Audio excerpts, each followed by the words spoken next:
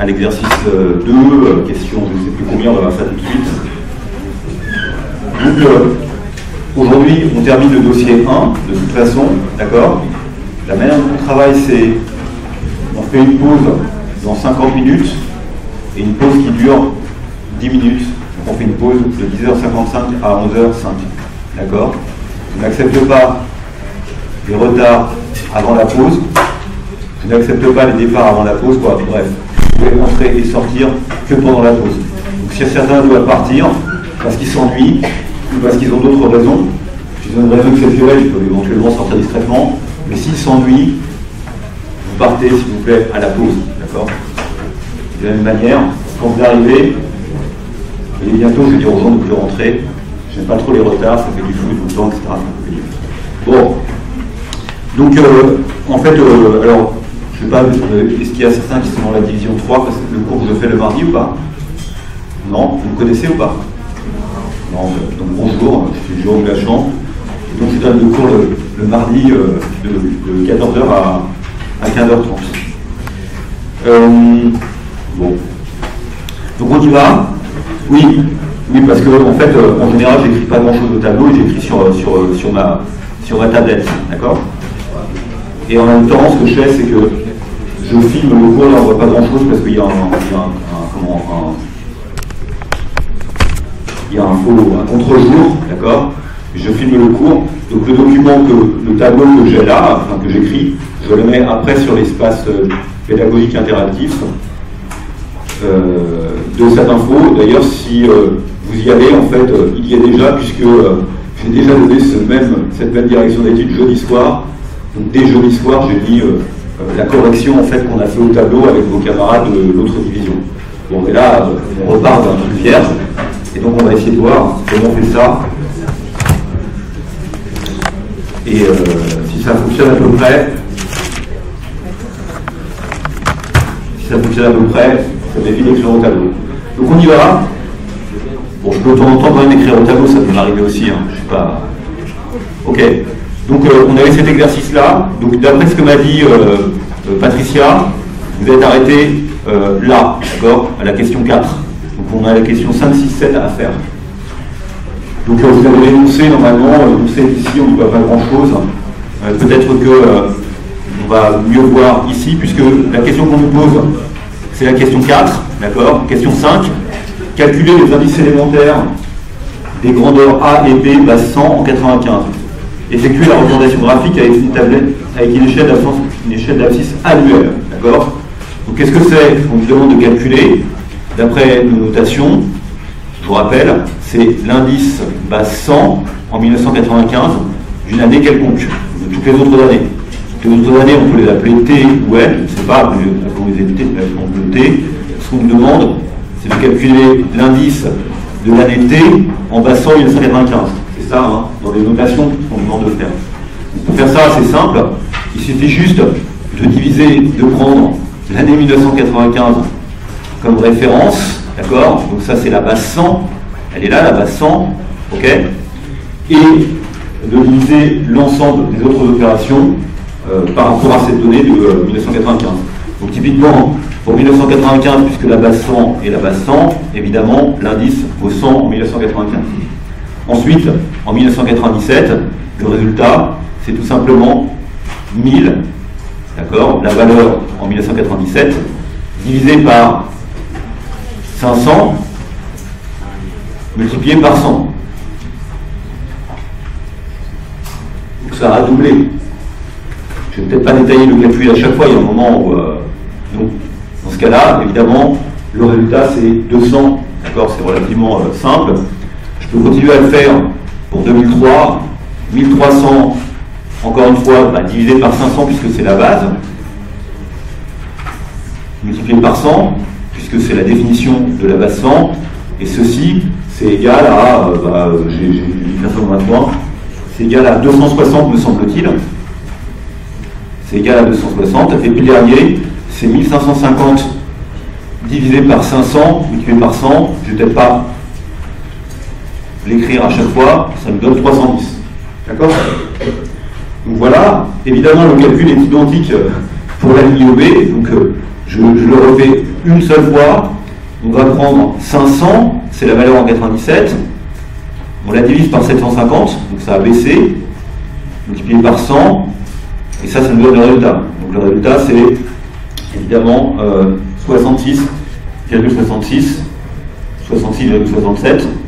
Ayez l'habitude de mettre 2 chiffres après la virgule, ça ne sert à rien d'aller plus loin. Donc ne cherchez pas à en rajouter, c'est pas utile, ni le jour de l'examen, ni ailleurs. Voilà, avec un degré de précision de degré de ce type-là, ça suffit largement. Je peux continuer à faire cela. Là, je trouve que c'est 1538 divisé par 500, les choses sont un petit peu compliquées, plus compliquées, et donc je trouve que ça fait 205,07. Donc vérifiez-le avec votre calculette. Et puis vous voyez que 2325 par rapport à 750, ça nous fait aussi 310. Ça nous fait aussi 310. Donc les deux finissent avec le même indice, ce qui globalement indique que durant ces 22 années, non ces 22 années, je sais pas, enfin 17 années, les deux variables finalement ont connu des destins différents, il y en a une qui a monté, l'autre qui a diminué, etc. Mais on aboutit à la même hausse globale, c'est-à-dire une multiplication par 3,1, ce qui correspond à une hausse de combien en taux de variation? Un indice 310, ça veut dire que ça a augmenté de combien en taux de variation? 210%. Attention à ça parce que chaque fois, il faut bien oublier que, pas oublier que le taux de variation, c'est le coefficient multiplicateur moins 1. Donc quand c'est multiplié par 3,1, ça fait bien une hausse de 210%. Entre 210% et 310%, il faut faire attention aux faux amis. D'accord? Une hausse de 100%, c'est multiplié par 2, une hausse de 200%, c'est multiplié par 3, etc., etc. Donc ça a augmenté de 210%. Effectuer la représentation graphique avec une échelle d'abscisse manuelle, annuelle, cette question n'a d'intérêt que si vous utilisez Excel pour y répondre. Bon, c'est pas ce que je vais faire, parce que j'ai l'impression que ce n'est pas des séances Excel. Cela dit, je trouve qu'on pourrait aussi faire un peu de Excel, et ce ne serait peut-être pas utile. Donc, pour répondre à la question, moi je suis allé dans Excel en tout cas, et voilà, je suis allé dans Excel. Je suis allé dans Excel, j'aurais pu le faire à la main aussi, mais je ne suis pas très propre et je ne sais pas faire les dessins à la main. Je vais les donner dans Excel et je les représente. On est d'accord qu'en 1995, c'est peut-être un peu petit, je suis désolé, mais vous pourrez toujours télécharger le fichier après pour le regarder. Les deux indices commencent pour les deux variables. Alors ça c'est pour A, d'accord? Ça c'est pour B. Les deux commencent à 100, puisque voilà, c'est bien ça, hein, donner la même base la même année, c'est bien pour comparer en fait la croissance des deux grandeurs, indépendamment de leur niveau. Donc les deux commencent au même niveau, c'est pour ça qu'on a représenté ça en base 100 1995. Vous voyez que la A, elle croît tout de suite, les deux finissent au même niveau, mais ça c'est pas lié au fait que c'est en base 100, c'est au hasard, c'est les données qui sont comme ça. Et puis la connaît des destins un peu différents, puisqu'on a vu que B descend, et que ça augmente, etc. J'ai fait attention dans ce dessin-là, c'est Excel qui l'a fait pour moi. Vous voyez que j'ai représenté par un point, ou Excel a représenté par un point, les données qui sont disponibles. Donc, entre ces points, qui sont là, là et là, Excel s'est contenté de tracer une droite, juste pour relier les points. Et on a bien fait attention, également, à cette représentation. Vous avez vu que dans les données, les intervalles ne sont pas constants. On a fait attention dans cette représentation à bien avoir une échelle qui soit proportionnelle à l'échelle du temps. Parce qu'évidemment, ce qui se passe en 95 et 97, vous voyez, c'est un doublement en 2 ans, c'est pas la même chose qu'un doublement en 5 ans, en 8 ans. C'est pas la même pente, c'est pas les mêmes taux de croissance annuels qui sont derrière. Donc on a fait ce travail à peu près proprement. C'est bon, est-ce que vous avez des questions là-dessus? C'est pas trop difficile pour le moment. Alors, le jour de l'examen, quand on vous demande ça, c'est pénible parce que il faut quand même faire ça sur du papier à carreaux pour que ce soit à peu près propre. Parce que moi, je n'aime pas beaucoup faire. Ensuite, on ne vous demande pas de précision millimètre. Le fait de voir si l'échelle, ce à quoi il faut faire attention, c'est que l'échelle correspond bien à une échelle temporelle alors qu'on voit bien que l'intervalle d'observation des données n'est pas toujours le même. Bon, c'est pas, il n'y a rien de très difficile là-dedans. Voilà. Quelle est la relation mathématique entre l'indice élémentaire de A en 2003 base 100 en 1995, qu'on appelle IA 0395, et le taux de variation de A entre 95 et 2003? On a déjà répondu à cette question, mais on va toujours le dire. IA 0395, puisque c'est comme ça qu'on le note, au passage, c'est 310, d'accord? Vous vous rappelez? Ce qu'on sait, c'est que le taux de variation de A, c'est quoi? C'est 1 plus le taux de variation. Le taux de variation, c'est le taux de croissance de 0,3 par rapport à 95. Exprimé en pourcentage, c'est égal à quoi? Ce 1 plus VA, c'est égal à l'indice divisé par 100.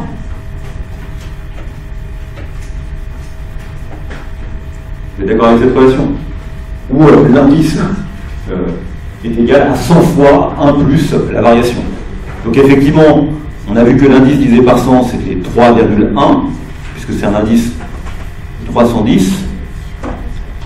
D'accord? Donc le taux de variation, vous voyez, j'ai répondu à la question avant, parce que des fois les questions sont quand même relativement simples, il faut simplement les lire et puis y répondre. N'oubliez pas le jour de l'examen de répondre à toutes les questions, parce que toutes les questions rapportent des points par définition. Et donc ça nous donne un taux de croissance de, exprimé en pourcentage, ça nous donne un taux de croissance de 2,1, mais exprimé en pourcentage, c'est un taux de croissance, comme je vous l'ai dit, de 210%. D'accord?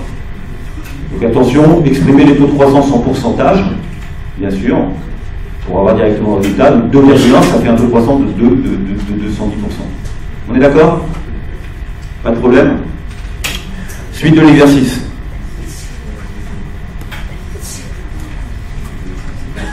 Ah non, on n'a pas terminé. Calculer le taux annuel moyen de variation TALV de A entre 1995 et 2012. Donc c'est quoi le taux annuel moyen de variation? Ça porte assez bien son nom. Le taux annuel moyen de variation, le TALV. C'est le taux annuel qui, s'il est appliqué de manière constante sur l'intervalle entre 1995 et 2012, nous donne l'évolution qu'on a effectivement observée. Et l'évolution qu'on a effectivement observée, c'est quoi? C'est le fait que la variable A, comme la variable B d'ailleurs, c'est le même. Attends, ah oui, pardon, c'est entre 95 et 2012. Cette variable A, on sait qu'elle a été multipliée par combien? Elle a été multipliée par 3,1. Donc le TANV, c'est le taux constant, TANV A entre 95 et 2012, je note comme ça, c'est le taux constant qui, si il avait été annuel, c'est le taux annuel constant qui, s'il avait été appliqué durant cette période, c'est-à-dire pendant 17 variations, aurait permis à la variable d'être multipliée par 3,1, puisqu'elle a été multipliée par 3,1. Donc, par définition du taux qui se cumule en faisant la multiplication 17 fois de ce facteur 1 plus TANV, 17 fois parce qu'il y a 17 variations entre 95 et 2012, je ne me suis pas trompé, doit donner 3,1. C'est ça la définition. C'est ça ce qu'on cherche. Donc ensuite, il nous suffit juste de remarquer que 1 plus TANV A, que l'on va écrire 95-2012, c'est égal à 3,1 à la puissance 1 sur 17. Vous sortez vos calculettes. Pour ça, il ne faut pas une calculette collège, comme j'ai là, puisque ma calculette collège, elle ne fait pas y à la puissance x. Il faut une calculatrice scientifique pour le faire. D'accord? Vous voulez qu'on le fasse avec une calculatrice scientifique? Ah oui, non, c'est comme ça que je veux faire.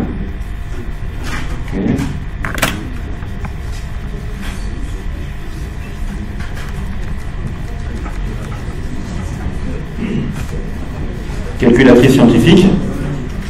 Donc ce qu'on doit calculer, c'est quoi? C'est 3,1, d'accord? 3,1 à la puissance 1 sur 17. Donc je mets 3,1, je prends la touche x puissance y, puisque vous voyez que j'ai une super calculatrice scientifique, d'accord? J'ouvre une parenthèse, je fais 1 divisé par 17, je ferme la parenthèse, j'appuie sur égal, et je trouve 1,0688. 1,0688. Donc ceci, c'est le coefficient multiplicateur moyen sur toute la période. 1,0688. Donc je l'écris, la calculette va disparaître. Eh oui. Ce qui fait une augmentation de 6,88%. Un TANB de 6,88%. On est d'accord? C'est juste.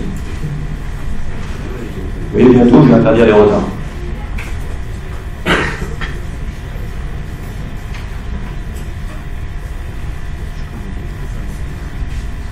Même question avec le TANB de B entre 2003 et 2012. Donc, le raisonnement est exactement identique. 1 plus TANB de B entre 0,3 et 12. Il y a combien d'années entre 0,3 et 12? Il y a 9 variations. Il y a 9 variations, et donc je dis 7, il faut faire attention. Et le coefficient multiplicateur qui s'applique entre 0,3 et 2012 pour la variable B, de combien a été multiplié par la variable B entre 2003 et 2012?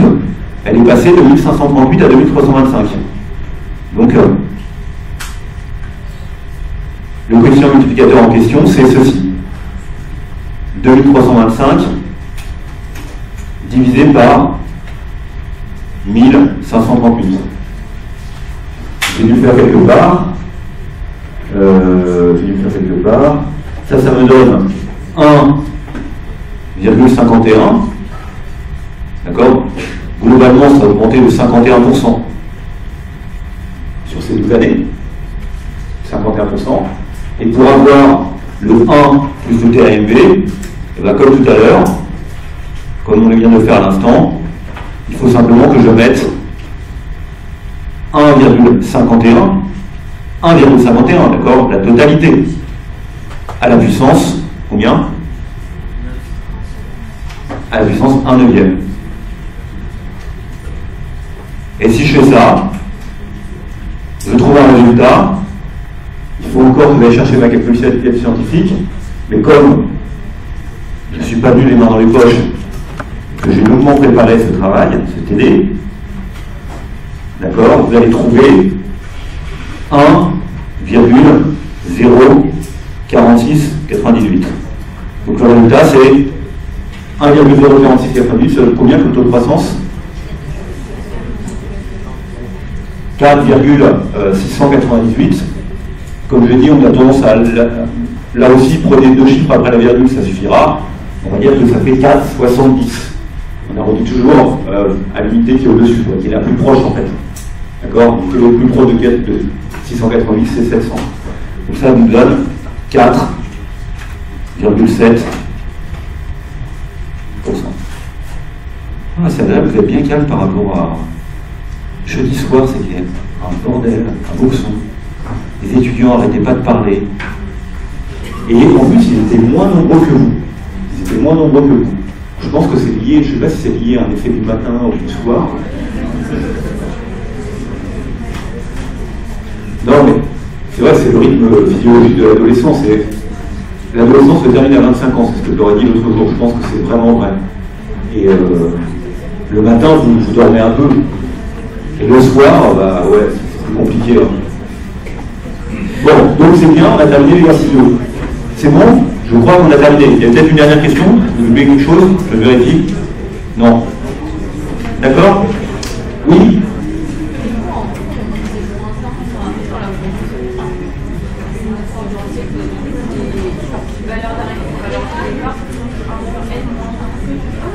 D'accord.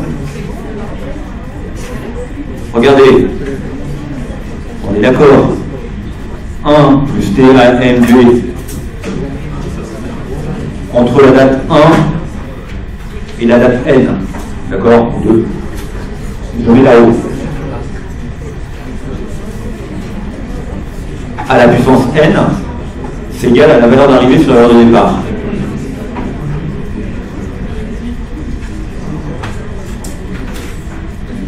Qu'est-ce que vous dites? On est d'accord que ça implique que TAMV de 1 par rapport à N, de 1N, c'est égal aussi à YN sur Y1 à la puissance 1 sur N, moins 1. Moi, simplement, c'est que le 1 plus, je vais le laisser de côté. C'est juste une manière de présenter. Ça ne change strictement rien au résultat.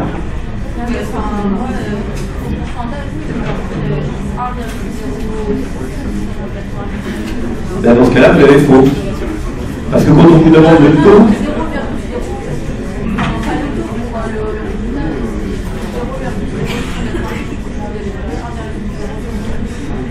non, moi je n'ai pas trouvé 1,0688, je trouvais que 1 plus le TAMV était égal à 1,0688. Et donc le TAMV est égal à 1,0688 moins 1. Et donc je trouve bien 0,0688 comme vous. Je l'ai marqué, je l'ai encadré à côté, j'ai mis 6,88. Comme j'ai dit que c'était 1 plus le TAMV, en enlevant le 1, vous avez raison quelque part, je ne vais pas marquer, mais c'est parce que vous avez l'impression que ça coûte relativement de choses. Mais faites attention effectivement quand vous présentez le résultat. S'il vous plaît, c'est bon, on passe à l'exercice suivant. 10h27, il vous reste 28 minutes. Alors, le tableau ci-dessous, bon, c'est écrit un peu monsieur, vous rentrerez à la pause dans 28 minutes, s'il vous plaît. À tout à l'heure. Je vous adore. Je ferai la porte comme ça.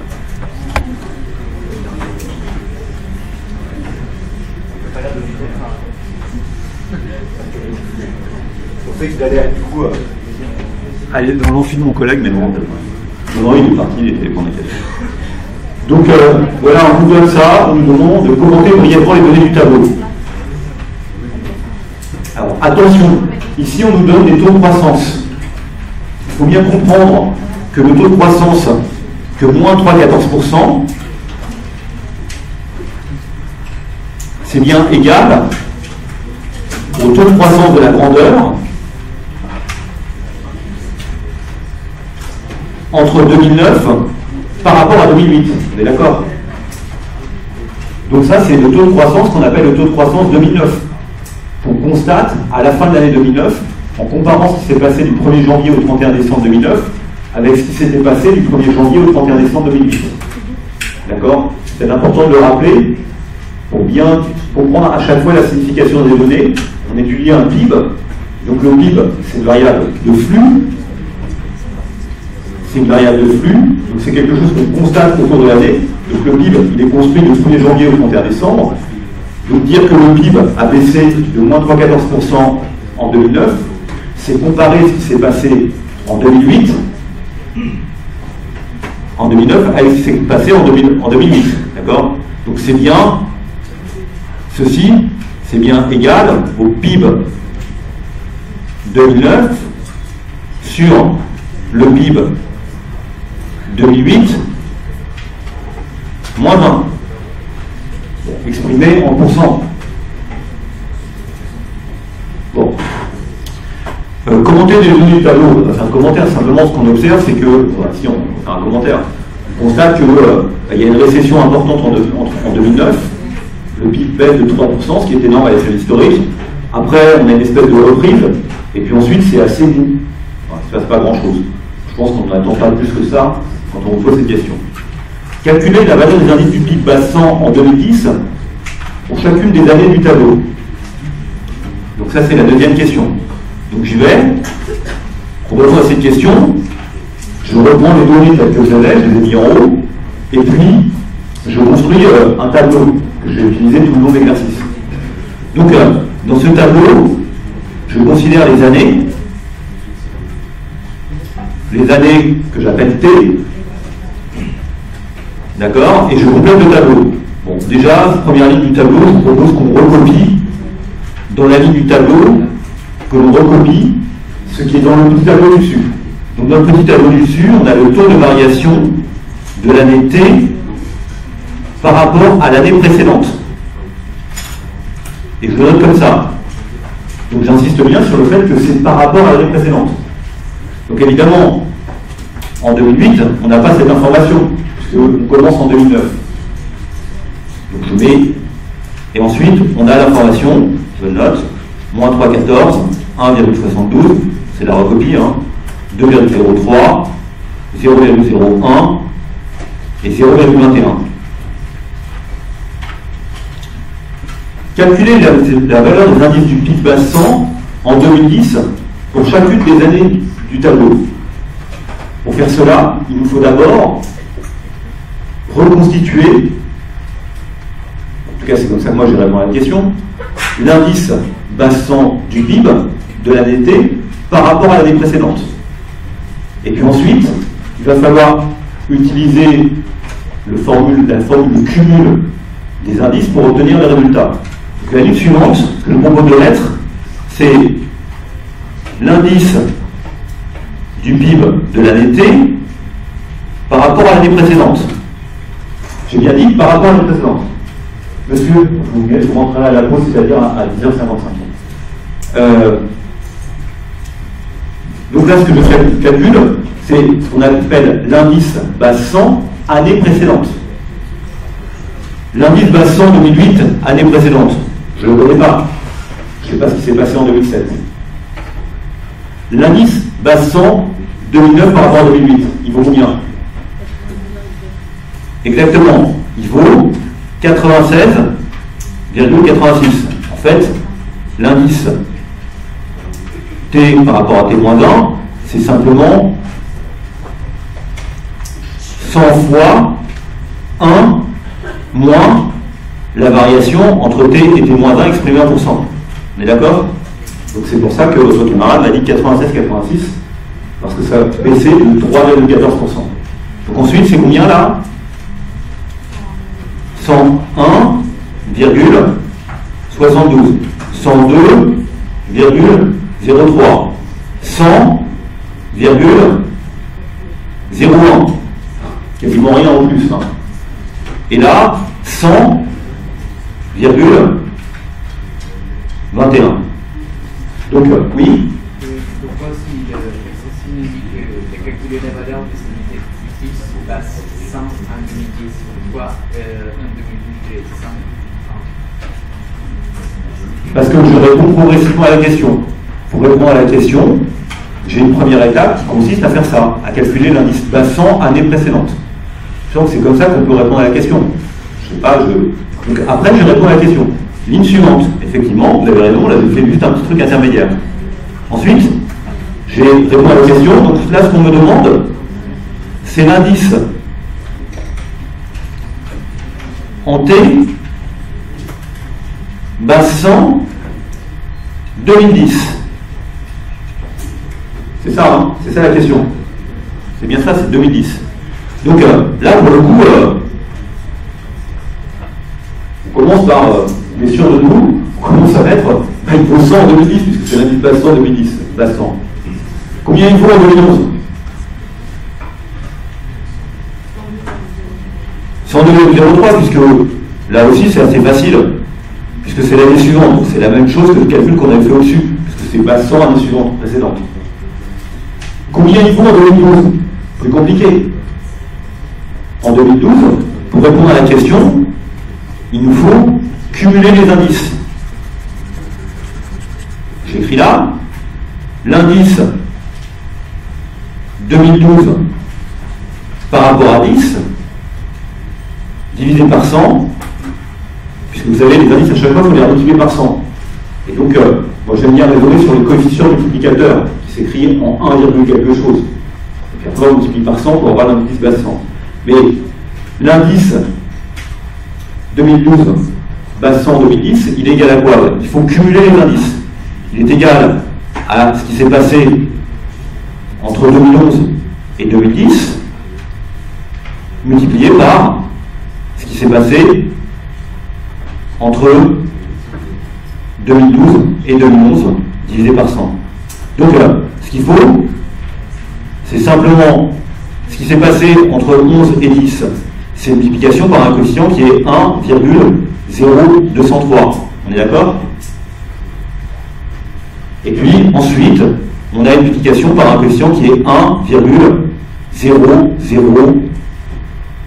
Il y a tellement de zéros qu'on finit par s'y perdre. 1,0001. C'est ça la réponse. Et donc ça me donne quoi? Cette fois, je vais utiliser ma calculatrice collège. 1,0203 multiplié par 1,301. Ça me donne 1,0204. Ça peut augmenter évidemment. Il est passé de 1,0203 à 1,0204. Et donc la réponse c'est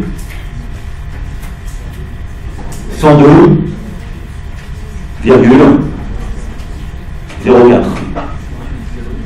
Évidemment, je peux continuer à faire ça pour avoir le 2013.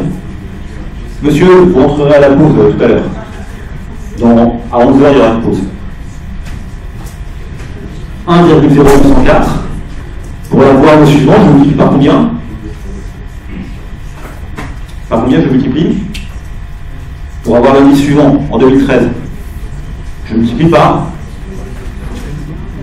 1,0021.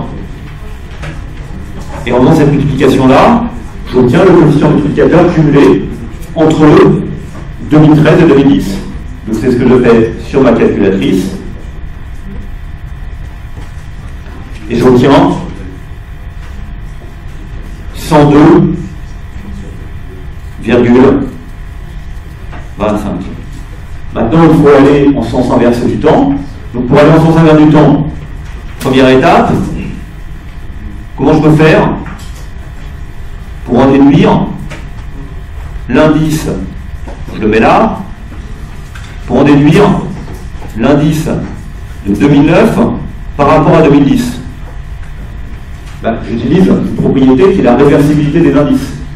Le fait que on peut inverser l'indice pour en déduire l'indice en sens opposé du temps. Donc il se trouve que cet indice divisé par 100, c'est égal à 100 divisé par l'indice en sens inverse du temps. C'est la propriété de réversibilité d'indice. I09 plus 100 2010 divisé par 100, c'est égal à 100 divisé par l'indice 2010 par rapport à 2009. Donc c'est combien ça? C'est 100 divisé par combien?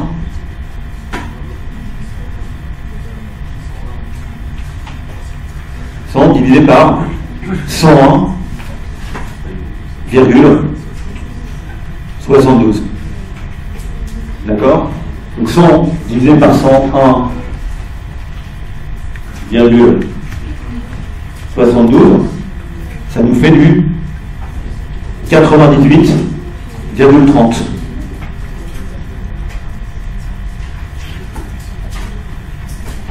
Ça fait 0,983.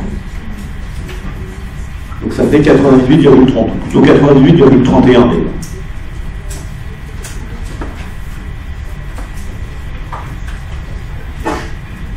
C'est 98,31. Vous avez bien vu 98,31, c'est assez mal écrit. C'est tellement mal écrit qu'on peut peut-être faire un effort et le réécrire proprement, parce qu'après, vous allez trouver que c'est assez crado. 98,31. Et voyez, ce calcul, je peux même le prolonger pour en déduire quelque chose que je n'avais pas calculé jusqu'alors, qui est l'indice 2008 par rapport à 2010. Puisque vous avez vu que subtilement, j'ai bien divisé par 100 à 72. J'ai divisé par le truc de la colonne d'avant. Je n'ai pas divisé par 96. Je me serais trompé dans ce cas-là. Donc Là, je peux aussi en déduire l'indice 2008, base 100 2010. Comment je fais? Je fais le même calcul que ce que je viens de faire. Je prends le 98,31 et je l'utilise par combien? Par 96,86.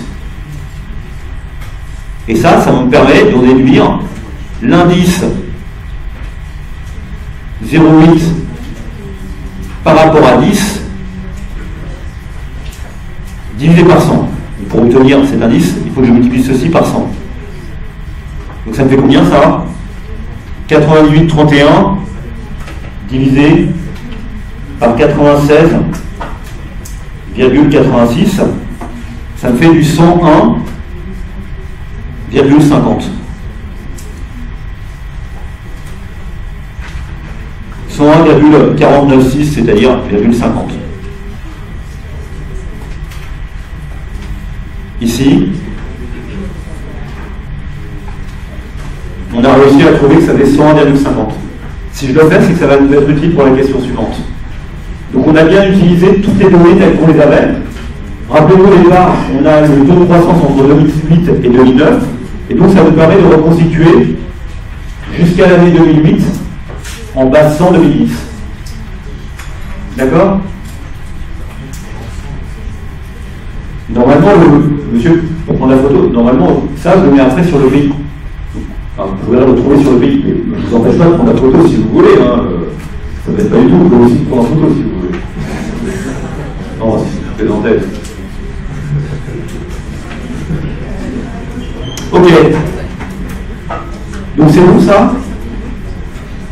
Bon. Donc là où ça peut être utile de prendre la photo, c'est que vous avez compris les calculs intermédiaires. Maintenant, nous prenons la question suivante. On nous dit le produit intérieur brut de la France s'élevait à 1956 milliards.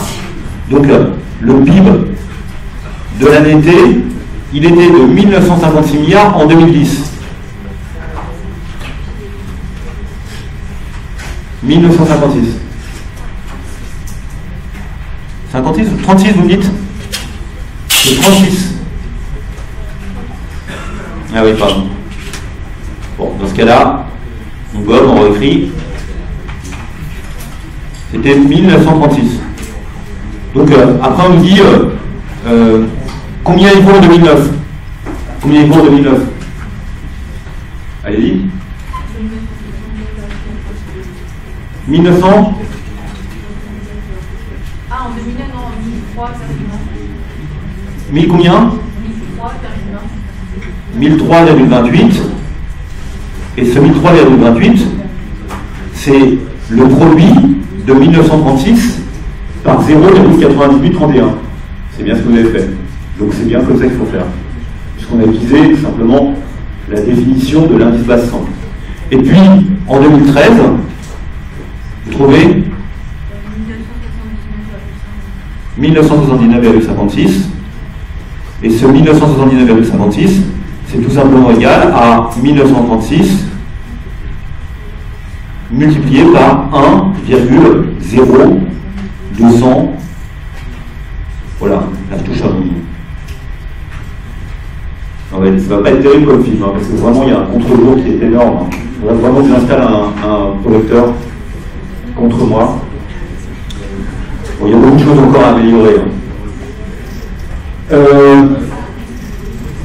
Pouvez-vous calculer la valeur du PIB en 2008? Eh bien oui, parce que c'est pour ça que j'ai calculé mon petit indice, le 101,50. Donc il valait combien en 2008? Il faut prendre, allez-y, 1964,98, c'est-à-dire c'est 1936 multiplié par 1,015. Donc, nous sommes parvenus à faire ce calcul.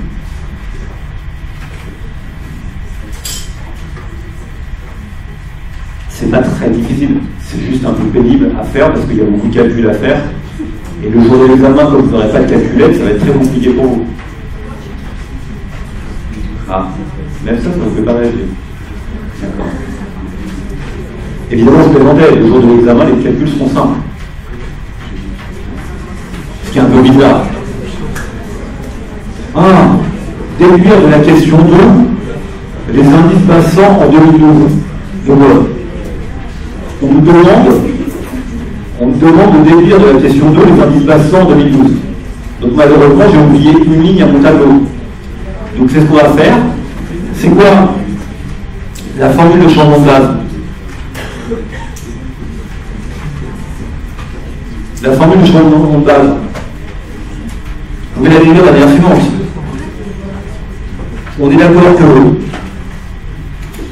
l'indice en T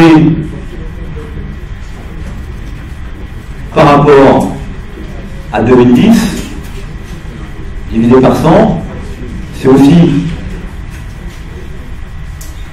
l'indice en T par rapport à 2012, puisque c'est par rapport à 2012 qu'on pose la question.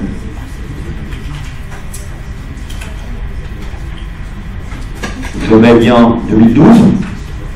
C'est aussi l'indice en T par rapport à 2010 divisé par 100 multiplié par ce qui se passe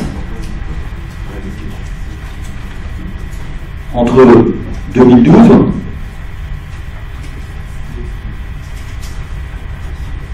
et 2010.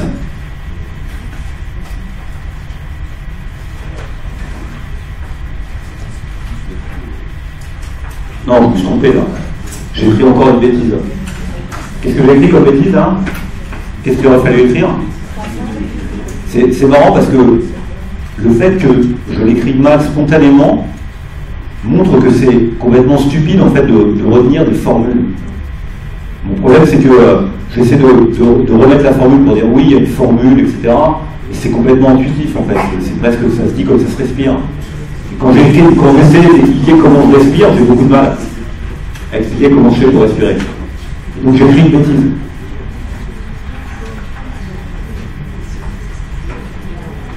Vous voyez que quand on écrit cette formule-là, enfin, en fait, quand on écrit cette formule-là, il faudrait que je l'écrive plutôt comme ça. Ça, c'est juste. Et on est d'accord que faire ça, c'est juste. Mais l'indice de 2010 par rapport à 2012, c'est l'inverse de l'indice 2012 par rapport à l'indice 2010. Donc on retombe sur la formule de changement de base, que j'écris de manière plus confortable. Ceci, c'est l'indice en T par rapport à la base 2010, divisé par I 2012 par rapport à 2010. Puisque je change le sens du temps. Donc c'est ça le formule de changement de base. Donc pour changer la base, il suffit de rediviser tout ce que j'ai obtenu, par l'indice 2012 passant 2010. Regardons ce qui se passe sur la table précédente. Donc on va rajouter en dernière ligne. Donc je gomme là pour me faire de la place et je construis ici. Voilà. Ah, c'est moche, hein. Bon, c'est tellement moche qu'on va l'enlever. En fait, il y a un truc qui permet de faire des lignes droites. Sur mon petit truc, là, c'est on est ça, là, ça, et ça. Hop. Ça permet de faire des lignes droites. Déjà, on sent que c'est déjà beaucoup mieux. Hein.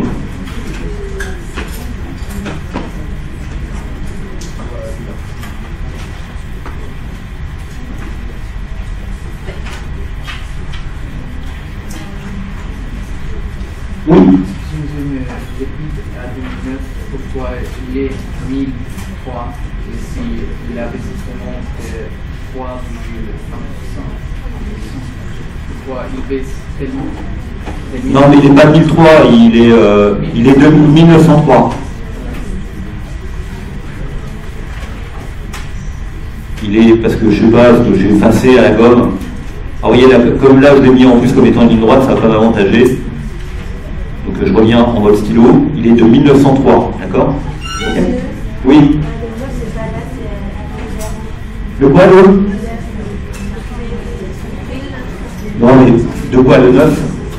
Ok, vous mettez où vous voulez le 9, 1903. Vous allez écrire comme moi 1903, 1903 c'est pas la même chose que 1093. Vous voyez.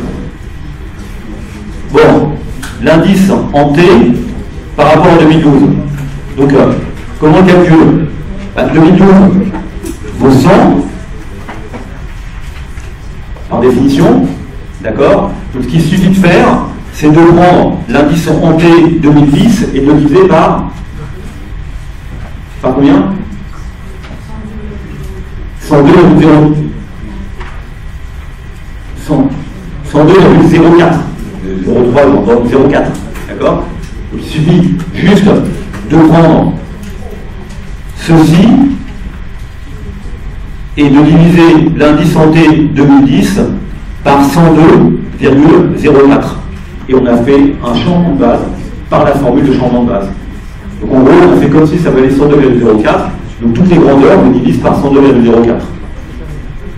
Donc je l'écris, ça me fera ici 99,99, ici 100,21.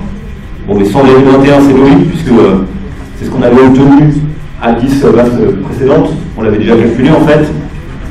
Là, on trouve 97,66. Et là, on trouve 96,34. Et celui-là, je ne l'ai pas fait. 101,5 divisé par 102,04. C'est ça? Et donc là, on trouve 99,47. Question que vous n'étiez pas posée. Mais c'est ça qu'on a trouvé. Donc ça, c'est simplement le formule de changement de base. Bon. Il nous reste 3 minutes pour essayer de finir l'exercice avant la pause. Ok? C'est bon ça? Question suivante. Donc ça, c'est la formule de changement de base qu'on a utilisée. Hein. On est d'accord? Question suivante. Quel est le retour annuel moyen de variation du PIB entre 2008 et 2013? Donc, c'est la question 5. 1 plus le TAMV de 0,8 à 13. Il y a combien de variations entre 0,8 et 13? 5. C'est égal à combien? C'est égal à combien ça? Entre 2008 et 2013. Là, il faut prendre l'indice en 2008 et l'indice en 2013. Ou le PIB. C'est la même chose. Puisque prenons le PIB, puisque vous le dites, et que vous êtes mon neveu, c'est peut-être plus simple pour moi. Le PIB en 2008, il est de 1964,98, c'est ce qu'on a calculé, me semble-t-il, je vais passer les bons chiffres. Et puis en 2013, il est de 1979,56. Donc ceci me donne quoi? Me donne un coefficient. Ceci c'est égal à 1,03978. Je mets beaucoup de chiffres avant la virgule. Ça fait une augmentation sur toutes ces années-là, de 3,97%. Et pour avoir le TAMV, 0,8 par rapport à 13, il faut simplement que je fasse 1,03978 à la puissance combien? 1/5, que j'enlève 1 pour trouver 0,78%. D'accord? C'est un calcul hein, pour arriver à 0,78%. C'est bien ça, c'est 0,78?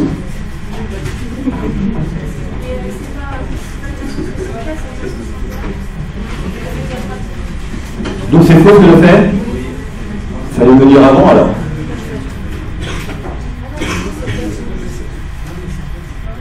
Mais c'est faux ou pas ce que je fais? 1961. Et donc ça fait combien? Ça fait pas 1,0%, ça fait combien? 1,0 quoi?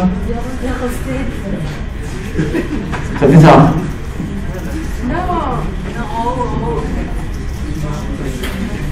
1, quoi?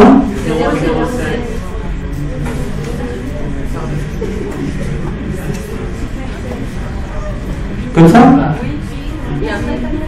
Ah d'accord. Non, mais c'est parce que en regardant la parution, j'ai confondu deux lignes. Donc ça fait pas une augmentation de 7%, ça fait une augmentation de 0,7%. On est d'accord, c'est ça? Ça fait combien alors? Non, mais en bas, j'ai corrigé, je corrige d'abord le haut, je ne peux pas tout corriger en même temps.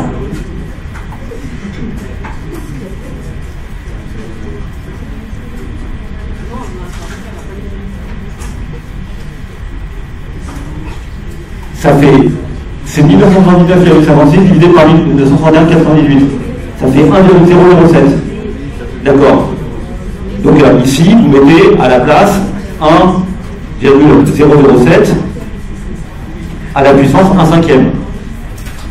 On est d'accord? Et ça nous donne? Non, mais donnez plus de chiffres après la virgule. Parce que... D'accord. Donc ça donne 1,0000139. Donc ça donne plus 0,14%. C'est ça? On nous demande, et je vais faire, vous voyez, j'avais écrit la préparation à 55, c'est pas ce que je fais. Donc on décalera la reprise de 2 minutes. On fait la dernière question pour terminer l'exercice. Comment? Ah oui, on demande après l'union. Bon d'accord, donc on fait la conférence. Alors, on a signalé quelques erreurs numériques durant la pause. L'erreur numérique, c'est... Ok. Quand on fait l'indice base 100, en 2012, d'accord, on divise bien tout par 102,04.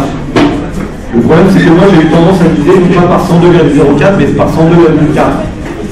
Parce que j'ai oublié, je sais pas, j'ai oublié le 0 tout simplement. J'ai oublié le 0 tout simplement. Donc du coup les résultats sont en partie faux, d'accord? Là, si je divise par 102,04, je trouve combien ici? 98. On va tous les refaire, d'accord? Ah, il y en avait qu'un qui était faux? Ah, il y a celui-là qui était faux, d'accord. Bah, tant mieux. Donc on trouve 98, c'est ça, hein? 98,00. Ouais, vous êtes là. Ah bah non. 90, donc c'est 100 divisé par 102,04. Moi j'ai mis 100 divisé par 102,4. 98,00. D'accord? Et pour celui-là, c'était 99,47, c'est ça? D'accord. Et le PIB 2008, il est de 1964 ou de 1961? 1964. D'accord. Donc du coup, donc ça c'est ma formule de changement de base. C'est pour ça que là on n'y comprend plus rien du tout, parce que du coup on va gommer, on va refaire ça.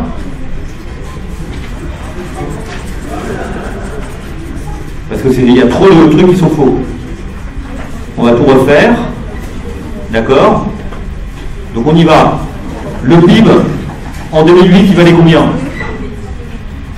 Il vaut combien? 1964 virgule quelque chose? 97. Ok. En 2013, il vaut 1979. 56. Bon, les virgules ne vont pas jouer un rôle essentiel dans tout ça. De toute façon, c'est pas. D'accord? Donc ça, au total, ça fait combien?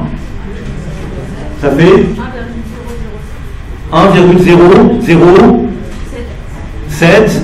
Combien après? Non. Les virgules, c'est quand vous présentez les résultats que vous avez ici en dessous, parce que comme on va le mettre après à la puissance 1/5, ce qui est au-delà du 0,07 peut jouer un rôle. Donc il faut faire attention, c'est comme... c'est un quoi après le 7? Un 4. D'accord. Donc ça fait une augmentation sur 5 ans de 0,74%. On est d'accord? C'est-à-dire pas grand-chose. Donc pour avoir le résultat, il faut prendre ceci et le mettre à la puissance 1/5. Et là, vous trouvez combien?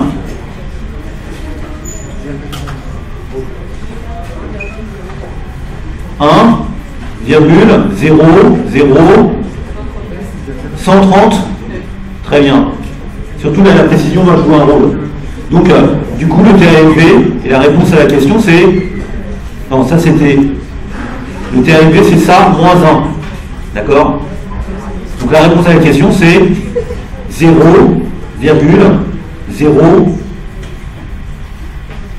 Non, 0... Il y a un 0 trop... 0,139%. D'accord? C'est-à-dire une croissance qui est somme toute très très faible. On nous demande de comparer cette croissance. Ceci, c'est le taux de croissance annuel moyen qui est obtenu comme une moyenne géométrique des coefficients multiplicateurs moins 1. Évidemment, on est tenté de comparer ce taux annuel moyen à la moyenne arithmétique des variations. La moyenne arithmétique des variations, c'est combien? La première année, ça variait de 3,14 plus 1,72 plus 2,03 plus 0,01 plus 0,21. La moyenne arithmétique, c'est celle que j'obtiens en divisant tout ceci par 5. Ça fait combien ça? Ça fait 0,160. 166. C'est ça que vous trouvez, hein? D'accord? Vous constatez que c'est un petit peu différent. Et donc, bien sûr, la moyenne arithmétique des taux de croissance ne vous donne pas le taux annuel moyen de variation. Ça vous donne une approximation du taux annuel moyen de variation. Cette approximation est d'autant meilleure que, d'une part, les taux de croissance sont proches de 0, parce qu'évidemment, si les taux de croissance sont à 0, elle est juste l'approximation, et que les taux de croissance sont constants. Ici, il y a beaucoup de variations de taux de croissance, c'est pour ça que l'écart n'est pas si négligeable que ça, hein, d'accord? Entre 0,16% et 0,14%, il y a quand même un petit écart. Et puis si vous êtes féru de mathématiques, vous pourriez montrer que la moyenne, le taux AMV, en fait, il est tout le temps inférieur. C'est un résultat général, il est tout le temps inférieur à la moyenne arithmétique.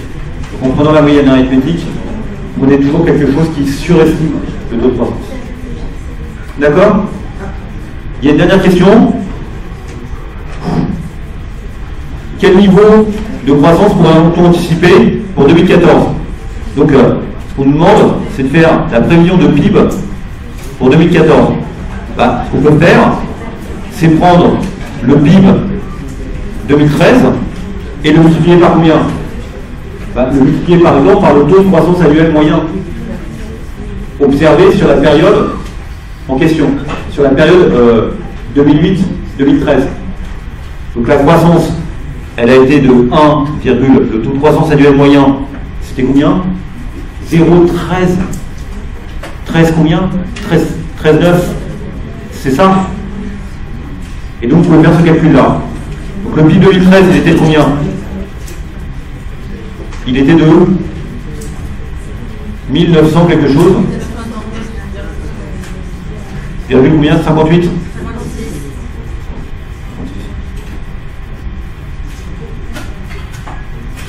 Et donc vous trouvez combien ça?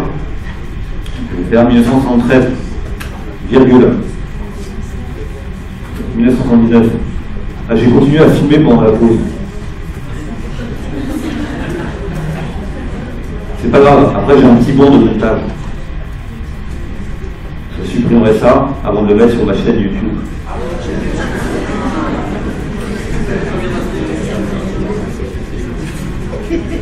Ça fait... Ouais, je peux vous dire, ma chaîne YouTube, elle n'est pas très intéressante. Hein. Moi, je la regarde rarement. C'est terrible de se regarder, il ne faut pas savoir comment c'est terrible. 1982,31. Bon, est-ce que c'est bien de faire ça? Bah, non, parce que là, ce qu'on a utilisé, c'est le 1 plus TAMP entre 0,8 et 13. Peut-être qu'en alternative, on aurait pu plutôt prendre 1 plus le taux de variation entre 2012 et 2013. D'accord? Bon, ce que je veux dire, c'est que la période 2008-2013 est une période particulière où il y a une récession, etc., après une reprise, avec une croissance qui, au total, apparaît comme très très faible sur l'ensemble de la période. Peut-être qu'il est plus pertinent d'utiliser le taux de croissance entre 2008 et 2013 et 2014. Plus pertinent, j'en sais rien, parce que ça a augmenté de 0,21%. Donc ça ne changera pas grand-chose au total. Mais évidemment, a priori, quand vous faites de la prévision, vous donnez plus de poids à des informations qui sont récentes, le PIB de la dernière, que le PIB il y a 5 ans. Donc c'est plus logique d'utiliser la croissance des années précédentes, de l'année juste avant, plutôt que d'aller chercher une moyenne sur... Enfin, c'est plus logique, je ne sais pas.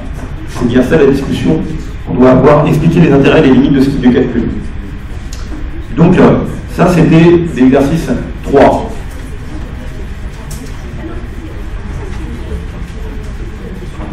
Alors, l'exercice 4, je trouve un peu tordu entre vous.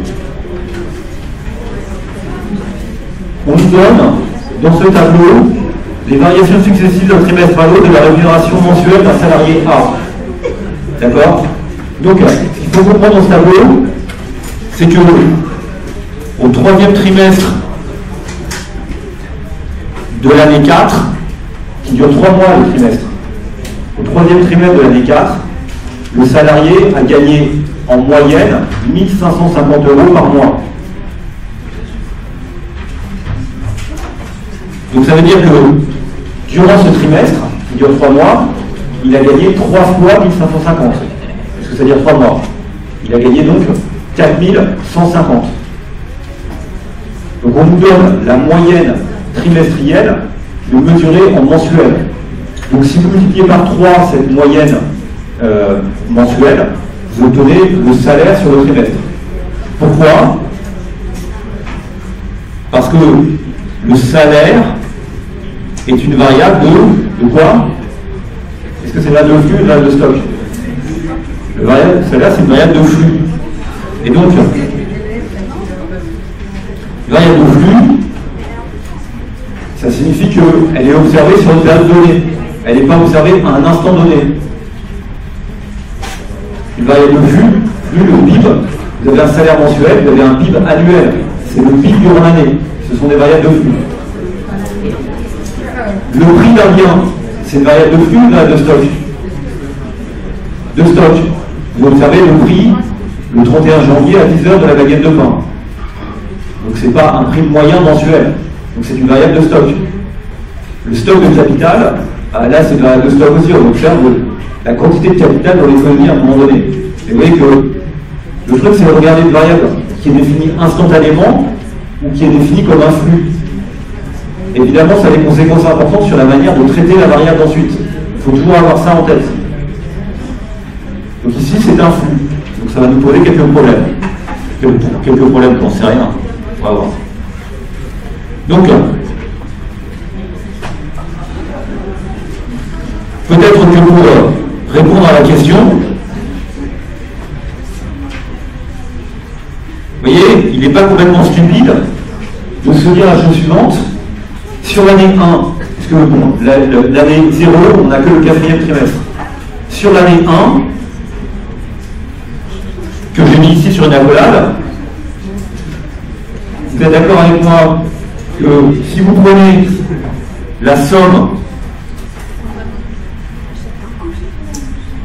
si vous prenez la moyenne des salaires mensuels moyens,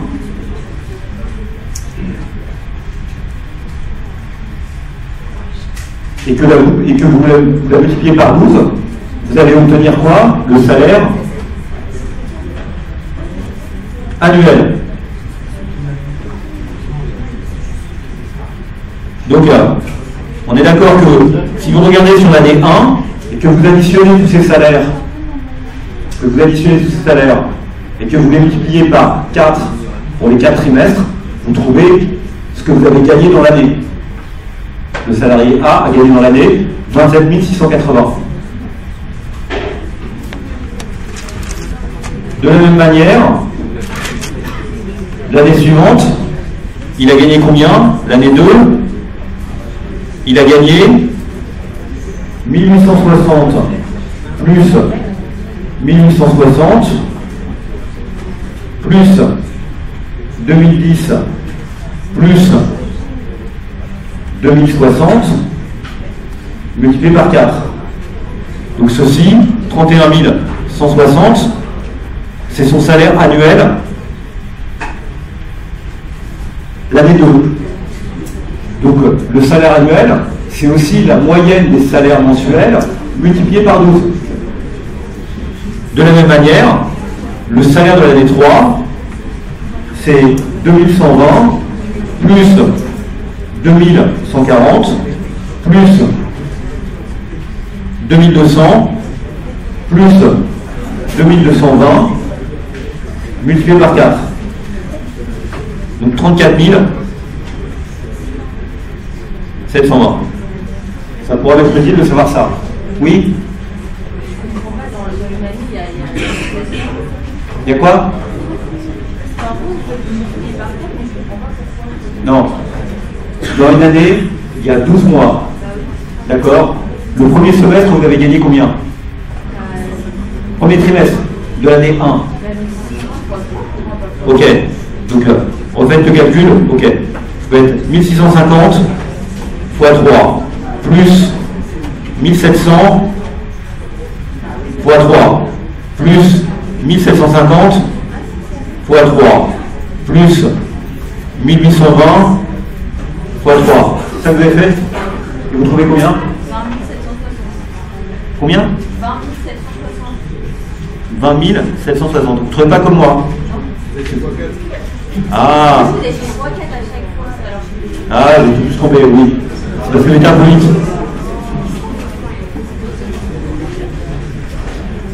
Pourquoi? Parce que quelle erreur j'ai commise? C'est qu'en fait, ici, moi j'ai fait la factorisation x4. J'étais trop rapide. Donc vous allez tout de suite me corriger. Donc c'est combien? C'est 20 760. Ok. Et les autres? C'est 23 000. Ok, on va. Donc on est d'accord, on calcule ça pour chaque trimestre de l'année. Ça fait combien la première année? 20 760. Ensuite 23 420. Et puis 26 040. ok, merci. Oui, j'étais un peu vite parce que ça, c'est un peu à l'arrache. On est d'accord que c'est bien comme ça, et donc c'est bien 3 fois et pas 4 fois. J'ai confondu le fait qu'il y avait 4 trimestres dans l'année avec le fait qu'il y avait 3 mois dans chaque trimestre, ou un truc comme ça, enfin bref. Je suis désolé. Donc ça nous donne bien les salaires annuels. Et ça va nous être utile.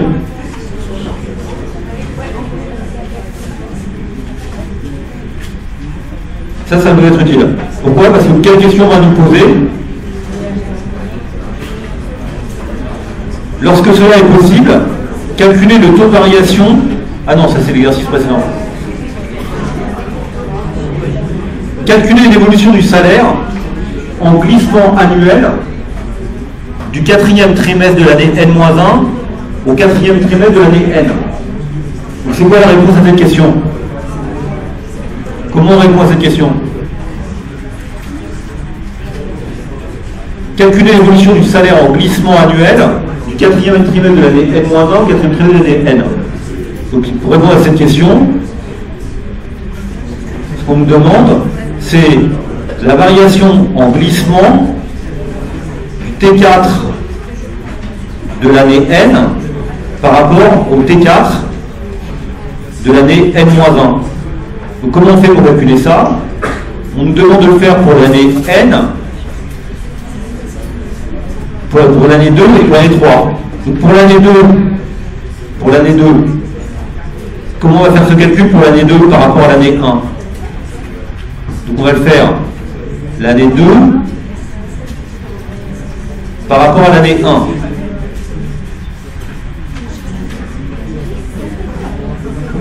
Donc on va comparer le salaire du quatrième trimestre de l'année 2 au salaire du quatrième trimestre de l'année 1. C'est bien ça qu'on demande de faire. Donc l'année 2, le salaire valait 2060 en moyenne mensuelle, et vous le comparez à 1820. Et donc vous trouvez un certain résultat. Et le résultat, c'est la question qu'on vous posez. 2060 divisé par 1820. Donc ça fait 0,132, c'est-à-dire une augmentation de 13,2%. Ensuite, on nous demande de faire la même chose, la variation en glissement du salaire de l'année 3, T4, par rapport au T4 de l'année 2.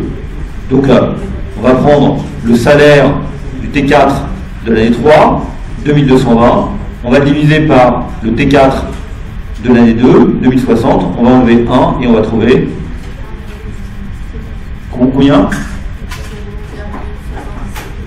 0,077 Non, 0,077. 60. Encore un fait. 6. D'accord.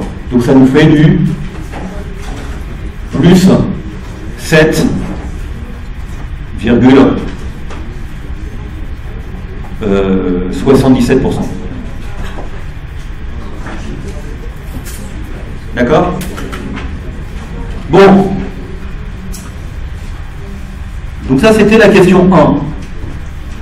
La question 2, c'est celle où j'ai justement besoin de connaître le salaire annuel. Vous aurez peut-être dû d'abord répondre à la question 1 avant de vous montrer quels étaient les salaires annuels. Mais j'aime bien sauter les questions quelquefois. Calculer le taux de variation en moyenne annuelle du salaire mensuel entre l'année 1 et l'année 2. Je redis bien, le taux de variation en moyenne annuelle du salaire mensuel entre l'année 1 et l'année 2. Vous comprenez dans cette question qu'il faut calculer un salaire annuel moyen, un salaire mensuel moyen par année, pardon, un salaire mensuel moyen par année, et regarder quelle différence il y a sur les 2 années entre le salaire mensuel moyen de chaque année. Donc ça, on l'a déjà fait en fait, quoi. On l'a fait à la question suivante. On est d'accord que ici, l'année 1,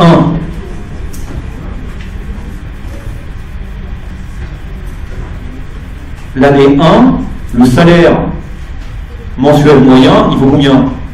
Il vaut 20 760 divisé par 12. Ceci, c'est le salaire mensuel moyen de l'année 1.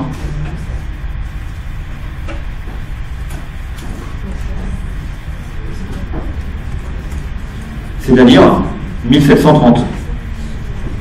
Ça, c'est le salaire mensuel moyen de l'année 1. Notre W bar 1. Bar comme moyen, 1 comme année 1. Il est en mensuel.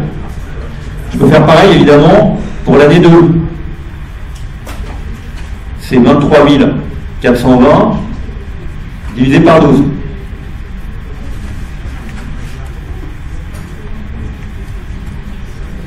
Ça me fait 1951, c'est ça, ,66. Et puis, je vais faire pareil, l'année 3, 26 040 divisé par 12. 26 040 divisé par 12, ça me donne 2170. D'accord? Donc ça, c'est les salaires mensuels par an. Salaire moyen des années mesuré en mensuel. En moyenne, cette année-là, j'ai gagné ça par mois. Donc maintenant, évidemment, je peux regarder la variation. La variation du salaire moyen, je ne sais pas comment je note, V moyen, j'en sais rien, je ne sais pas noter tout ça, de 2 par rapport à 1, c'est simplement 1951,66 divisé par 1730, moins 1, c'est égal à... Ça, c'est bien la manière dont le salaire mensuel moyen a augmenté entre les 2 années, entre 2 et 1. Ceci, ça vous donne...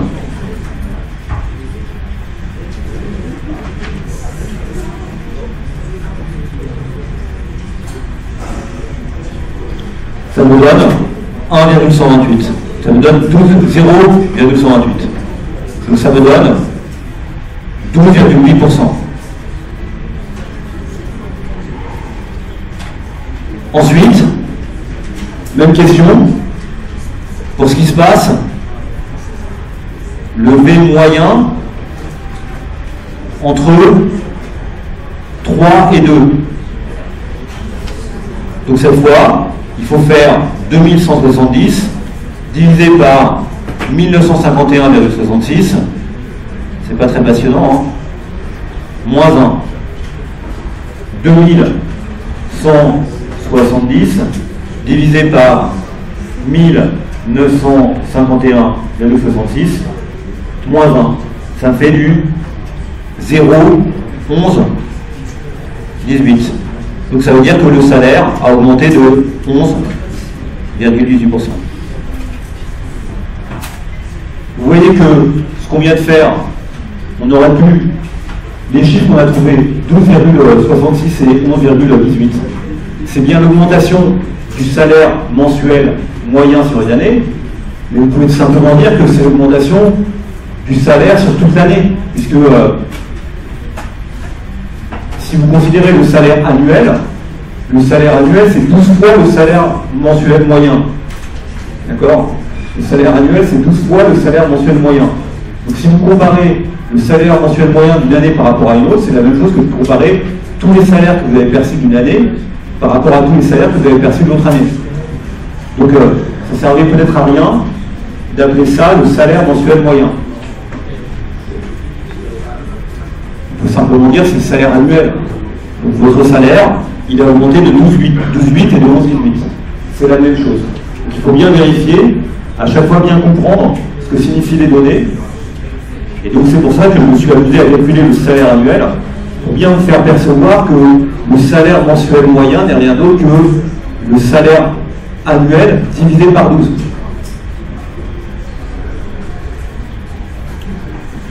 Alors, je pense qu'il doit rester une question.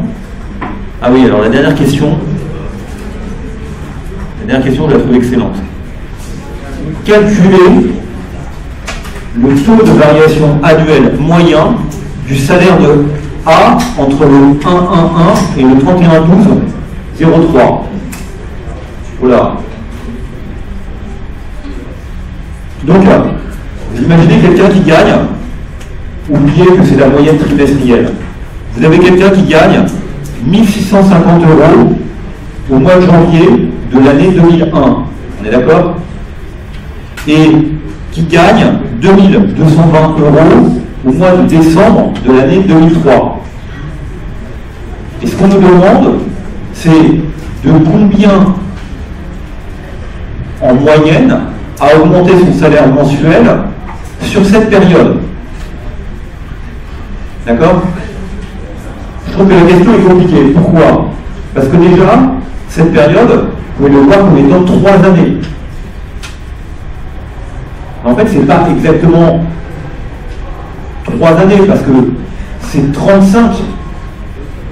C'est 3 années, mais c'est 35 variations.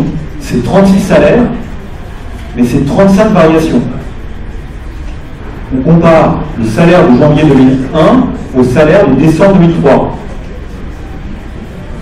Donc il y a bien 35 variations. Il y a 36 mois, parce que sur un an il y a 36 mois, 3 ans il y a 36 mois, mais il n'y a que 35 variations. Parce que ce qu'on compare, c'est bien le salaire de janvier 2001 au salaire de décembre 2003. On ne compare pas le salaire de décembre 2003, qu'on a d'ailleurs dans le tableau, au passage, au salaire de janvier, non, au salaire de décembre 2000 au salaire de décembre 2003. Là, il y aurait 36 variations. Donc, il n'y a que 35 variations. Et ensuite, on nous explique qu'il faut qu'on mette cette variation en rythme annuel. Donc, comment va-t-on faire ce calcul?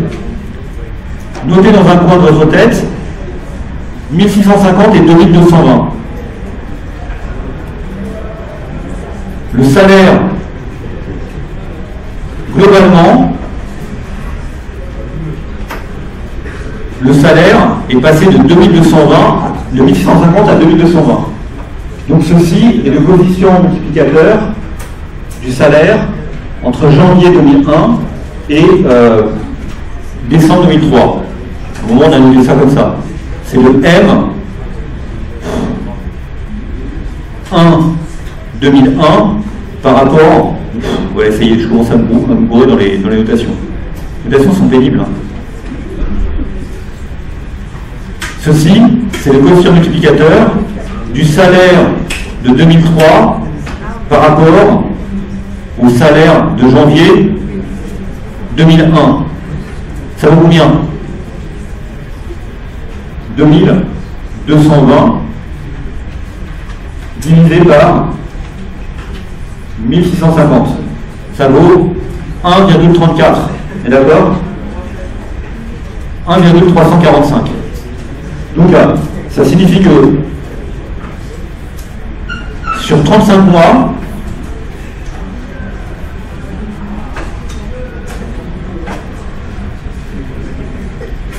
le salaire a augmenté de 34,5%. Et j'insiste sur le fait que ce n'est pas après 36 variations, ce n'est qu'après 35 variations. Donc, à partir de ce chiffre, je peux calculer 1,345 à la puissance 1 sur 35 et j'en déduis le rythme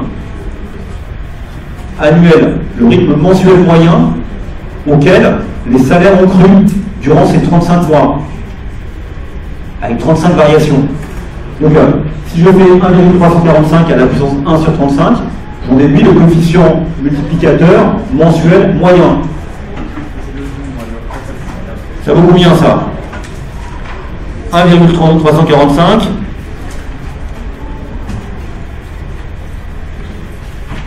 Ah non. Faut que je le calcule. Ok, je sors ma calculatrice scientifique et je le fais. Ça fait 1,345. Alors combien vous m'avez dit? On va voir si on est d'accord.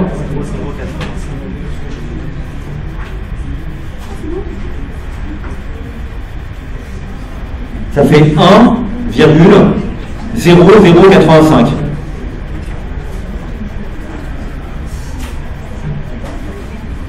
Ok? Ça signifie que la hausse mensuelle du salaire a été de plus 0, combien? Plus 0,85%. Ça, c'est le taux de croissance du salaire chaque mois sur ces 35 périodes. Mais attention, ce qu'on nous demande à la question, c'est pas la hausse du salaire mensuel, on nous demande de l'exprimer en base annuelle, par an. Donc, sur un an, vous êtes d'accord que sur un an, logiquement, il y a 12 variations du salaire. Sur un an, le salaire va varier 12 fois. Si, parce que dans un an, il y a 12 mois, d'accord? Donc en fait, ce qu'il faut maintenant qu'on fasse, c'est que ce résultat-là, le 1,085, il faut qu'on le mette à la puissance 12. Et comme ça, on va trouver un rythme qui ne soit pas un rythme mensuel, mais un rythme annuel. Et on trouve combien si on fait ça? Je ne suis pas le roi de... Ah non, c'est comme ça. Je ne suis pas le roi de Windows. Ah, la calculatrice. J'essaie de la faire apparaître. Ouais, super. Ça, c'est la calculatrice. Donc ceci, je vais le mettre à la puissance... Ah, je vais le mettre à la puissance 12. Ok. Et je trouve 1,1069. 1,1069. Donc j'en déduis que la réponse à la question, c'est 10,69%. Bon. Franchement, j'ai un peu pinaillé. Parce que j'ai dit, il y avait 35 variations, il n'y en a pas eu 36. Si on avait mis 36 variations au début, ça n'aurait pas été aussi compliqué. Mais ça n'aurait pas été difficile. Donc voilà le résultat, c'est 10,74%. Donc ce que j'ai fait, c'est que j'ai comparé le salaire mensuel initial au salaire mensuel terminal, l'inverse. Salaire mensuel terminal au salaire mensuel initial. Et puis, j'en ai déduit un rythme de croissance moyen des salaires par mois sur 35 variations. Et à partir de ces 35 variations, j'ai recalculé quelque chose qui soit exprimé en rythme annuel. Parce que dans un mois, dans un an, il y a 12 mois. Et donc j'ai trouvé 10,69. D'accord? On passe à autre chose. Il vous reste... Vous avez des questions? Oui? Pourquoi la dernière partie, pourquoi vous avez mis plus et trouver les taux de variation moyenne des écoles? Pourquoi vous avez fait ça? Parce que dans un an, il y a 12 mois. Donc là, si vous faites des variations mensuelles, une variable qui croît de 1% par mois. Une variable qui croît de 1% par mois. De combien a-t-elle cru au bout de 1 an? Elle a cru de 1,01 à la puissance 12. Donc ce que je dis là, c'est que la variable, elle a cru de 0,85% par mois. Donc au bout de 1 an, elle a cru de 1,0085 à la puissance 12. Et donc si je veux donner le résultat en rythme annuel, je dois bien le mettre à la puissance 12. Vous allez me dire, mais pourquoi je mets à la puissance 35 en dessous? Parce que le problème, c'est que je compare le salaire de janvier, plutôt le salaire de décembre, au salaire de janvier. Et donc, c'est pas une comparaison de dates qui sont éloignées de 36 périodes, mais uniquement de 35 périodes.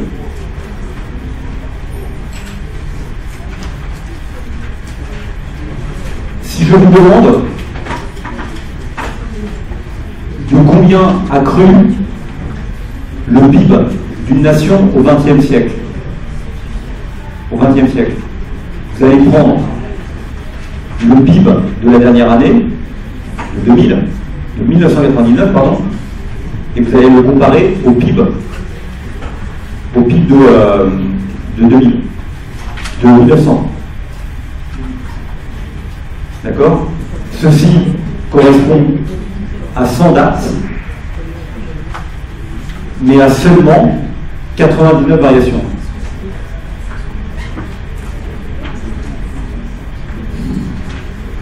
C'est quand même un peu tordu, et je ne pense pas que la personne qui a rédigé l'exercice voulait faire un exercice tordu. Je vous demande juste de réfléchir à cette question-là.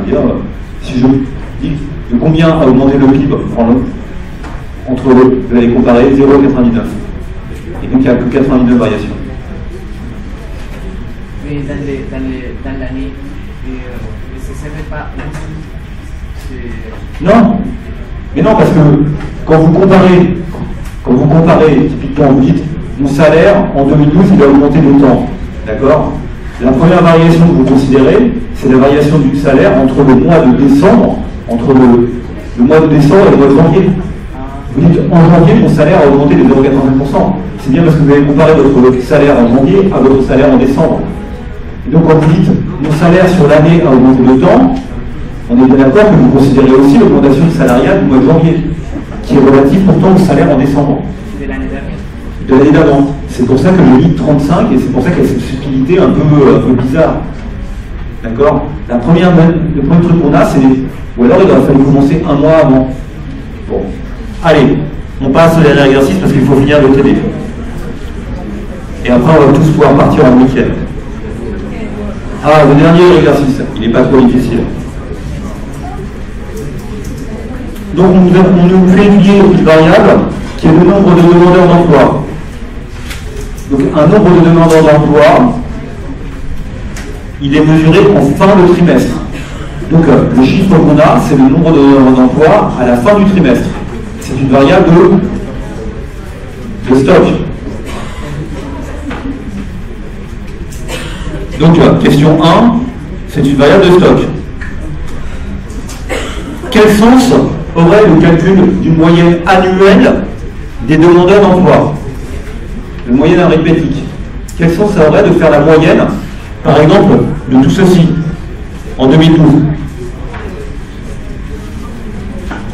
Faites la moyenne arithmétique des demandeurs d'emploi en fin de chaque trimestre. Ça n'a pas de sens.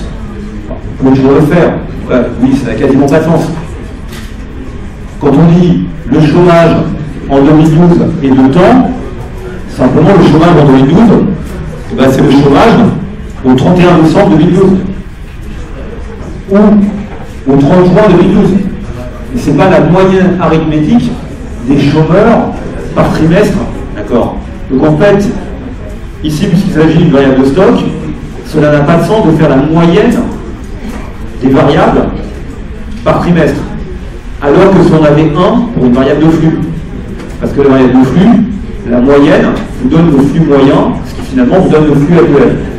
Ici, pour le chômeur, un autre exemple, vous avez un cours de bourse, un prix, et on vous dit quel est le cours moyen de l'action totale. Quel est le cours moyen de l'action totale au cours de l'année 2017? Donc vous allez prendre toutes les valeurs de l'action totale au cours de l'année 2017, vous allez diviser par 365. Ça n'a pas de sens. Ce qui est intéressant, c'est de savoir la valeur au 1er janvier ou au 31 décembre. Donc c'est aussi parce que c'est une variable de stock. Donc parce que c'est une variable de stock, ça n'a pas de sens de faire cette moyenne. Oui.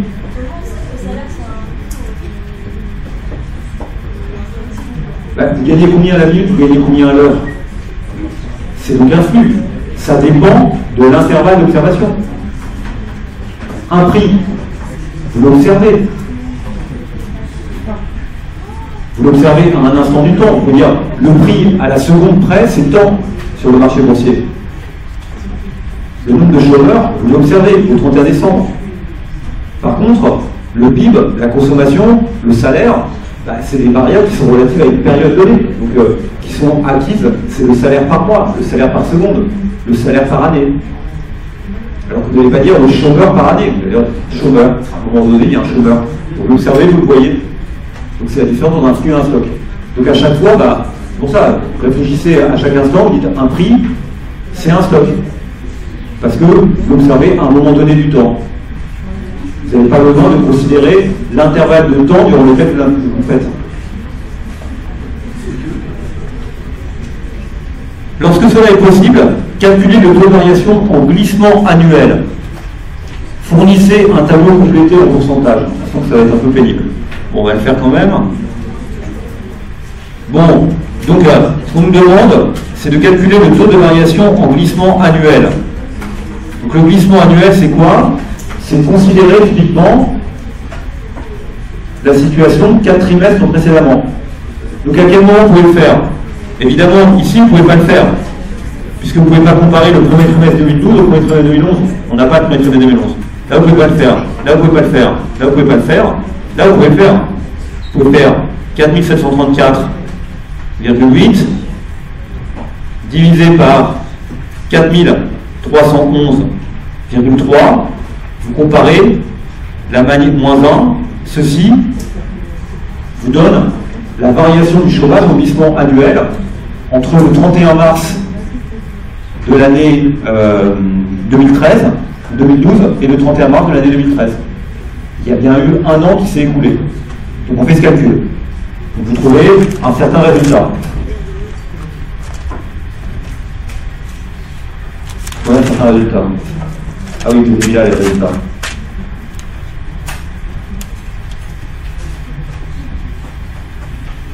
Donc ça me donne, c'est ça, c'est 4600, 4734.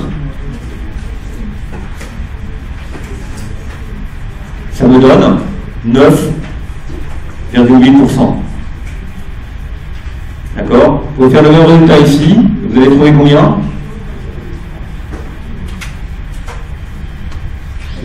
Ah oui. Vous allez trouver 9,07%. Vous pouvez faire le calcul ici. Vous allez trouver 7,28%. Et là, vous allez trouver 6,02%. Vous voyez que 6,02%, c'est la comparaison du quatrième trimestre, c'est le nombre de chômeurs au 31 décembre 2013 par rapport au nombre de chômeurs au 31 décembre 2012. Donc ce 6,02%, c'est aussi la croissance du chômage en 2013. Entre le 31 décembre 2012 et le 31 décembre 2013. Ou, si vous préférez, entre le 1er janvier 2013 et le 31 décembre 2013. Donc, parce que c'est une variable de stock, le dernier glissement, il n'y a rien d'autre que ce qu'on appellerait le taux de croissance annuel. Tout à l'heure, on avait dû ramer pour calculer le taux de croissance annuel. Quand c'est un stock, c'est beaucoup plus facile. Donc là, on peut aussi calculer, ça nous donne 4,53% et 5,1%. Évidemment, là, on n'est pas capable de le calculer parce que l'année n'est pas finie et que donc on ne connaît pas les données par rapport au trimestre concerné. C'est bon ça? Les données permettaient de déterminer le taux de variation annuel du nombre de demandeurs d'emploi sur une année calendaire. Ben oui, ça permet de le faire pour l'année 2013. En 2013, le chômage a augmenté de 6,02%. Si oui, quel est ce taux? 6,02%. Ça, c'est bien égal à la variation du chômage en 2013 par rapport à 2012. Et quand on dit 2013 par rapport à 2012, on mesure le chômage en fin de période. C'est-à-dire au 31 décembre 2013 par rapport au 31 décembre 2012. Pourquoi on fait ça? Parce que c'est bien ça. Le nombre de chômeurs au 31 décembre 2012, c'est le même nombre que le nombre de chômeurs au 1er janvier 2013. Les gens ne se font pas licencier la nuit du réveillon.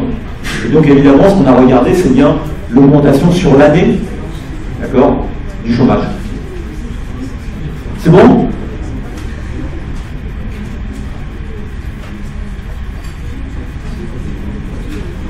Je vous invite évidemment à refaire ces calculs.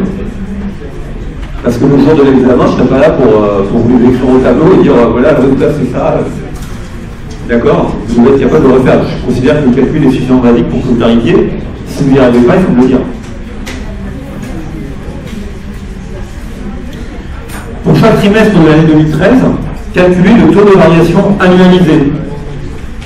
Le taux de variation trimestrielle en rythme annuel. Ben, regardez, qu'est-ce qui va se passer? C'est quoi le taux de variation du chômage au premier trimestre de l'année 2013? C'est la comparaison du chômage au 31 décembre 2013 avec le chômage au 1er janvier 2013. Le chômage au 1er janvier 2013, c'est le chômage au 31 décembre 2012. C'est la même chose. Donc, pour le premier trimestre, vous obtenez quoi? Vous obtenez que la variation, c'est 4734 divisé par 4627,5. Ceci, c'est la variation du chômage au premier trimestre de l'année 2013. Donc ça nous donne combien? Ça nous donne une augmentation de 4734,8 divisé par 4727,5. Ça nous donne une augmentation de 2,3%.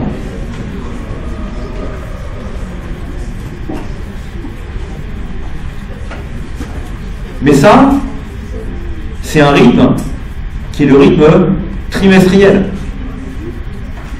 Comment on fait pour passer à un rythme annuel?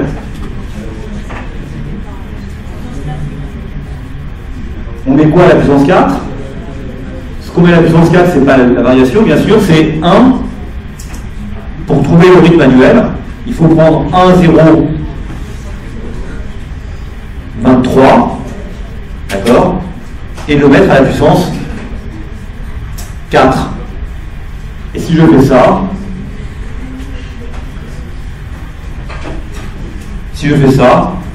je trouve que ça c'est égal à 1,096, et donc en rythme annuel, la variation est de 9,6% au premier trimestre. Donc à chaque fois, je calcule un taux de croissance trimestriel, et pour en déduire le taux de croissance annuel, le taux de croissance trimestriel annualisé, je me le mets à la puissance 4. Parce qu'il y a 4 trimestres dans une année. Donc, qu'est-ce qui va se passer pour le deuxième trimestre? Pour le deuxième trimestre, j'ai le même calcul. J'ai 4796,9. Je divise par 4734,8. D'accord? Et ça, je le mets à la puissance combien? Je le mets à la puissance 4. Et j'enlève 1. Et je trouve le taux de croissance annuel. C'est 5,35% pour le second trimestre. Ensuite, je refais le même calcul. 4850,4 divisé par 4796,9, pardon. Je le mets à la puissance 4, je lui enlève 1 et je trouve 4,54%. Donc ça c'est la variation ici. Et puis la dernière variation, je trouve 4,69% pour la dernière variation.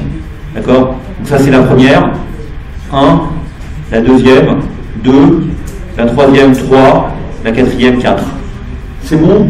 Ce qu'il faut, c'est annualiser. Et comme il y a 4 trimestres dans l'année, il faut le mettre à la puissance 4. Oui? C'est quoi l'utilité de l'annualiser? C'est juste de dire que c'est en rythme annuel. Et donc le fait de dire en rythme annuel, ça donne une référence. Ça veut dire que, en général, on s'intéresse à l'évolution du chômage par an. On aime bien les taux de croissance par an. On ne dit pas, quand vous parlez par exemple du PIB américain, vous allez dire le PIB américain au second trimestre, il a gagné temps en rythme annuel. Ça veut dire que si la tendance qu'on observe se prolonge sur les autres trimestres qui suivent, ça donnera temps, d'accord, en rythme annuel. Donc, typiquement, si la tendance qu'on a observée au premier trimestre de l'année 1 se prolonge sur les autres, ça fait augmenter les 2,3% sur un trimestre, mais ça amènera à une variation sur un an de 2,6%. On aime bien, c'est comme un rendement, un taux d'intérêt, on aime bien le mettre en annuel. On fait la dernière question. Ok. Dernière question, en fait, elle est un peu stupide. Donc on va la faire vite. 4 minutes, ça suffira. C'est l'histoire de active variation. L'histoire de l'active variation a un intérêt pour les variables de flux. Et d'ailleurs, moi, c'est ce que je fais en cours. Je le fais pour le PIB. Pour des variables de stock, ça n'a pas d'intérêt. S'il vous plaît, non, mais on essaie de se concentrer jusqu'au bout. Parce que, vous voyez, si vous commencez à vous habiller, quoi, je sais pas, c'est un peu... quand j'étais jeune, j'allais à la messe, personne commençait à s'habiller avant de sortir, quoi. C'est un peu ça, quoi. Ça fait vraiment... Alors, si, quand j'étais au lycée, qu'on allait à la cantine, parce que tout le monde se mettait à courir dans les couloirs comme des tarés. Et là, c'est pas ça. On doit finir le truc. On va finir, moi j'ai mon train à 12h59. Donc j'ai le temps.